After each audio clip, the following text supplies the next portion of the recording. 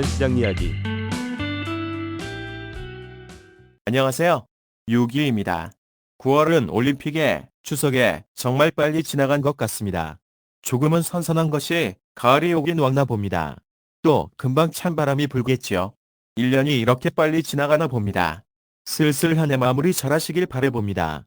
그럼 9월의 마지막 날, 6일의 외환시장 이야기 시작해 보겠습니다. 지난주의 가격 변동을 짧게 정리하자면 미국 경제지표는 큰 이변이 없었다. 그리고 말 많던 미국 연준 아저씨들도 그럭저럭 조용했다. 하지만 일본의 자민당 총재 선거가 굉장히 재밌었고 그 덕분에 엔화가 3회씩 요동치는 난리가 있었지만 결국 제자리에서 끝이 났다는 것으로 정리할 수 있겠습니다. 원화는 일주일 내내 중국 위엔화를 따라다녔다고 할 수 있겠습니다. 앞으로의 이슈는 미국의 경제지표 중에서 물가는 안정적일 것 같고 결국 고용 관련 지표가 관건일 것입니다. 또 일본은 이시다 시게루 총리가 당선되면서 기존의 금리 인상, 통화량 축소 정책은 계속 이어갈 것으로 보여집니다. 마지막으로 중국의 경기 부양책이 장단기적으로 과연 효과가 있을 것인지를 지켜봐야 할 것 같습니다. 이번 주는 중국이 국경절이라 일주일 내내 쉬는 관계로 별다른 영향은 없을 것 같지만 추후 지켜보아야겠습니다. 마지막으로 중동 지역의 지상전 확전에 대한 우려입니다. 결국 유가에도 영향이 있을 것이고 겨울이 다가오면서 천연가스 등 각종 에너지 부분에서 걱정이 많아지는 형국입니다. 이번 주 예상 변동폭은 엔화는 139.2에서 144.5엔을 그리고 원화는 1285원에서 1330원을 예측합니다. 지난주 움직임에서 관심 있게 볼 내용을 두 가지만 짚어보고 가겠습니다. 먼저 일본의 자민당 대표, 즉 총리 선출에 대한 부분과 중국의 경기 부양책에 대한 부분입니다. 먼저 일본의 자민당 대표는 앞전에 고이즈미 신지로 후보가 당선될 것이다라고 예측했었습니다. 하지만 막판에 부부결성죄를 주장하면서 보수 세력에게 버림을 받고 뒤로 밀리면서 새로 부각되는 다카이치 사나이가 떠오르면서 엔화는 상승하게 됩니다. 다카이치 후보는 아베노믹스를 계승하는 인물로 금리 인상을 반대하고 유동성을 증가시키는 정책을 주장하는 극우파였습니다. 그녀가 당선되면 일본은 금리 인상 정책을 포기할 것이라는 전망으로 엔화가 그녀의 지지율 상승만큼 슬금슬금 올라가서 결국 1차 부표에서 그녀가 1위로 결선 투표에 진출하는 시점에는 146.5엔까지 상승했습니다.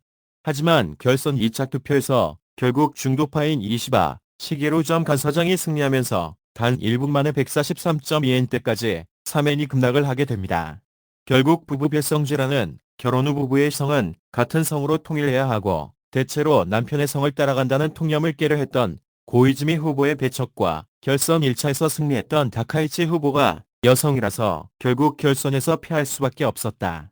일본은 아직도 보수 세력의 힘이 강하고 변화와 혁신은 힘들다는 것을 보여준 선거가 아니었나 생각합니다. 다음은 중국의 경기 부양책입니다. 지준율도 내리고 대출금리도 내리고 지역 상품권을 덤핑 수준으로 할인해서 시장에 배포하고 어쨌든 경기를 살리기 위해 시중의 유동성을 엄청나게 증가시키려는 중국 당국의 노력에도 실제 중국의 소비가 살아나지 않는 모습입니다. 지급 준비율은 쉽게 말해 고객이 예금한 돈을 다시 찾고자 할 때 은행에 돈이 없으면 안 되니까 최소한 이 정도는 항상 가지고 있어야 한다고 정부가 강제로 정해놓은 비율이라고 생각하시면 됩니다. 그걸 낮췄으니까 돈을 조금 더 시중에 풀 수도 있겠다고 생각하는 것입니다. 하지만 이러한 계획이 나올 때는 위엔화도 조금은 강세의 모습을 보여주나 금요일 지준율 인하 발표 이후에는 위엔화의 모습이 하방 경직성을 보이며 추가 하락이 제한되는 모습을 보였습니다. 역시 소문에 움직이고 뉴스가 발표되니 시장은 무덤덤하게 반응하는 모습입니다. 지난주 위엔화의 움직임을 따라갔던 원화가 다음 주는 위엔화를 버릴 수 있다는 생각입니다. 지난주의 엔화와 원화의 차트를 간략하게 살펴보고 넘어가겠습니다. 먼저 엔화입니다. 주 초반은 중국의 경기 부양책 발표를 지켜보면서도 예상했었던 144.5엔의 저항을 받고 크게 벗어나지 못하는 모습을 보였습니다. 이후 고이즈미 후보의 선두권 탈락 이후 다카이치 사나이 후보가 당선권이라는 여론이 형성되면서 아베노믹스의 부활에 대한 기대감으로 엔화는 천천히 상승하기 시작합니다. 이후 1차 부표에서 다카이치 사나이 후보가 과반을 벗어나지 못했지만 1위로 당선되면서 엔화는 146.5엔까지 상승하게 되고 결국 결선 투표에서 이시바 시게루점 간사장이 당선되면서 급락한 후 주 초반의 가격으로 원위치를 하게 됩니다. 금요일 밤 미국의 개인 소비 지출이 예상보다 낮게 나오면서 미국의 물가 불안보다는 소비가 살아나지 않는다는 우려감으로 11월 0.5% 빅컷에 대한 기대감이 증가하면서 엔화는 추가 하락을 하며 마감했습니다. 원화 시장 살펴보겠습니다. 지난주 원화는 일본보다는 중국의 영향을 많이 받았다고 할 수 있겠습니다. 중국의 경기 부양책 발표 계획이 나오면서 시장은 위엔화 따라 오르고 내리는 모습을 반복합니다. 결국 주 후반 지불준비금 인하를 발표하면서 비로소 위엔화에서 벗어나는 듯 한 모습을 보이기는 하지만 여전히 눈치 볼 대상이 엔화, 위엔화, 그리고 미국 경제지표 등 큰 요인들이 하나씩 더해지는 모습입니다. 역시 엔화와 마찬가지로 주 후반 미국 개인 소비 지출 발표를 보면서 추가 하락을 하며 일주일을 마감했습니다. 이번 화면은 제가 업무 시간에 켜놓고 지켜보는 차트입니다. 원화, 엔화, 엔화 대비 원화, 그리고 위엔화 네 가지 통화를 켜놓고 상관관계를 보고 있습니다. 지난주의 키포인트는 역시 빨간 선이 그어진 25일 아침인 것 같습니다. 앞에서 말씀드렸던 중국이 경기 부양책을 발표하면서 위안화가 개파락판 이후 다시 서서히 상승하면서 기타 다른 통화들도 상승하는 모습을 보이는 것이 지난주에 가장 의미 있는 순간이었던 것 같습니다. 이번 주 주요 경제지표 발표를 살펴보겠습니다. 지난주는가 물가 국면이었다면 역시 월초인 이번 주는 고용시장의 최대 이슈인 것 같습니다. 2일 ADP 비농업부문 취업자 수 발표가 있고 3일 신규 실업수당 청구 건수 발표, 그리고 4일 고용보고서 발표가 있습니다. 민간 비농업부문 취업자 수와 실업률 발표가 있습니다. 주내내 발표되는 취업자 수는 소폭 증가, 실업수당 청구도 소폭 증가, 하지만 실업률은 현상 유지를 예상하고 있습니다. 만약 고용지표가 불안하거나 나쁘게 나온다면 9월 큰 폭의 인하에 더해 11월에도 빅컷을 해야 할 것으로 전망되어 달러는 약세, 엔화와 원화는 강세로 움직일 것으로 예상해야겠습니다. 상승 하락 시소 분석입니다. 계속 반복되는 내용 같지만 결국 상승은 미국 경제지표가 최대한 안정적으로 나온다면 달러 강세의 힘을 받을 것입니다. 하지만 나쁘게 나온다면 11월에도 0.5% 빅컷의 기대감으로 달러는 약세로 전환될 것입니다. 미국 증시는 금리 인하 이후 계속 승승장구하는 모습입니다.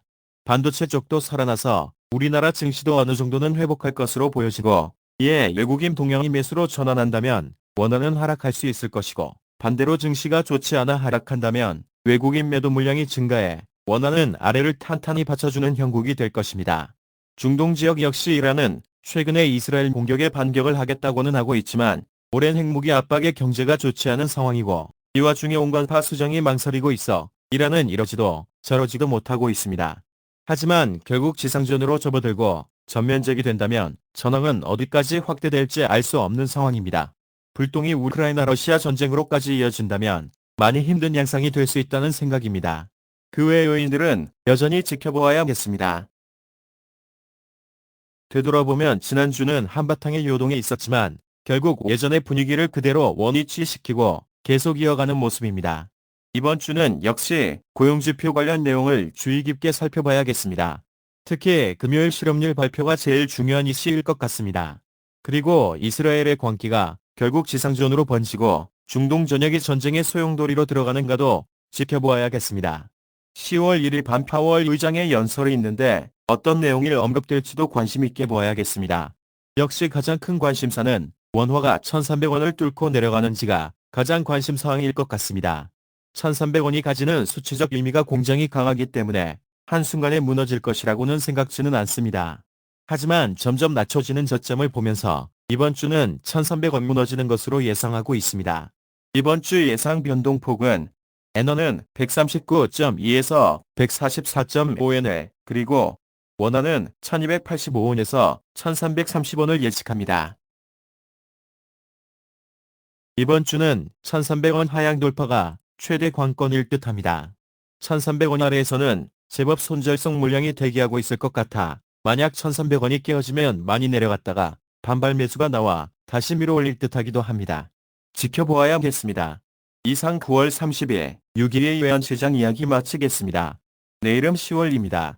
새로운 한 달 10월에 인사드리겠습니다. 6위의 외환시장 이야기, 구독, 좋아요 많이 부탁드리고 끝까지 시청하시는 것도 부탁드립니다. 감사합니다.